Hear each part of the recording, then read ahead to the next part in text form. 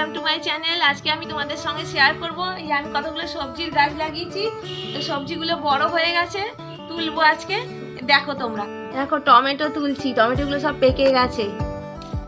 কি সুন্দর, নিজের গাছের সবজি যেমনই হোক মানে ভালো লাগে তুলতে।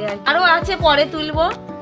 দেখো একদম লাল টুকটুক করছে। দেখো বন্ধুরা, এই পেঁয়াজ কলিটা বড় হয়ে গেছে, তুলে নেবো। একটা আরো আছে ছোট ছোট, এগুলো এখনো বড় হয়নি, এই যে সব বেরিয়েছে আরো। এবারে বেগুন তুলবো। বেগুনটা বড় হয়ে গেছে, দেখো হাত দিয়েই উঠে যাবে। এই বেগুনগুলো আর বাড়বে না, এটা তুলে ফেল। টবে তো ভালো বাড়ছে না, তাই জন্য তুলে ফেললাম। আর কতগুলো পালং শাক আছে, শীষ বেরিয়েছে পালং শাকগুলো, এগুলো তুলে নি। এই যে শীষ বেরিয়েছে, হাওয়ার থেকে দেখতে মজা লাগে। গাছের মধ্যে কি দিই জানো, যে সবজি আমরা খাই সেই সবজিগুলো একটা জায়গায় রেখে সেগুলোতে জল দিয়ে পচাই, পচিয়ে যে জলটা বেরোয় পচে সেই সবজির জলগুলো আমরা এই গাছে দিই।